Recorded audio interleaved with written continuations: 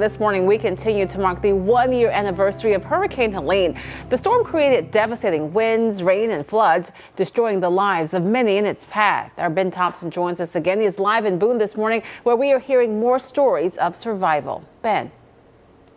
Yeah, Lisa, here in Boone, the scars of Helene are still visible 1 year later. You can see it at one apartment complex that sort of became the symbol of just how fast the storm just turned lives upside down.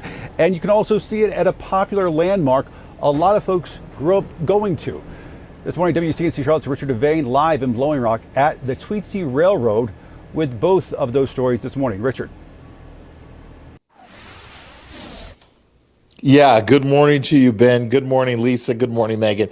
Good Friday morning, everyone. Yeah, I'm here at Tweetsie Railroad, one of the places, the oldest amusement park in North Carolina, and we've had the joy of being here with Chris Robbins. Thank you for waking up early and joining us. His family has owned this facility for decades now. Watch folks grow up.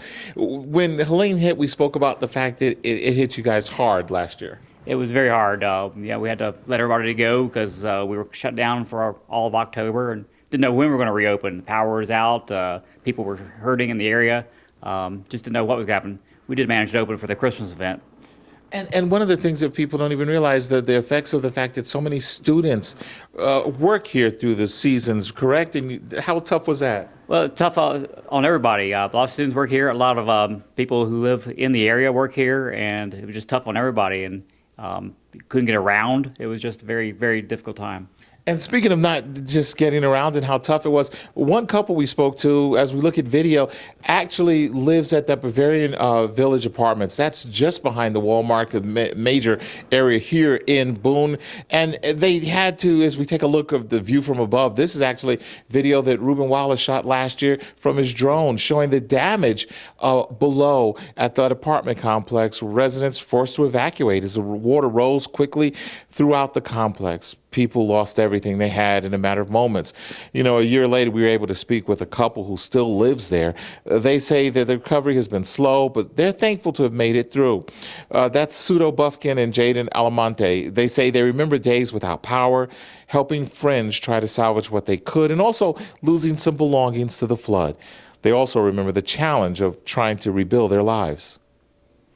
It was just the chaos of it, of people trying so hard to handle everything so quickly. It happened all so quickly. Within 4 hours, people were displaced, without their homes, evacuated. And then all like weeks and months afterwards, the cleanup and everything, it just took everything.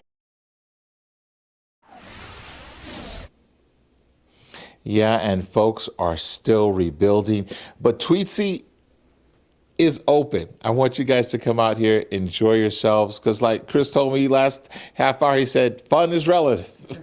Fun is always relevant. It's always relevant, and that we have a link on our website if you want more information, and we'll talk a little bit more with them coming up on the Plus, but that's the situation right here in Blowing Rock, 3 miles from Blowing Rock, 3 miles from Boone, he tells me, right in the middle, lots of fun.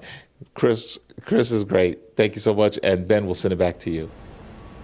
A lot of folks have a lot of great memories at that place. All right, Richard, thank you. Appreciate it. Tomorrow, a day of remembrance in Avery County. Several events happening there. And then Sunday, the town of Boone will hold a candlelight vigil, not only remembering the lives lost and the damage, but also to honor the strength and the courage the community used to work towards recovery. The milestone event takes place on the Jones House lawn, just across the street from where I'm sitting right now. It starts Sunday at 7:30.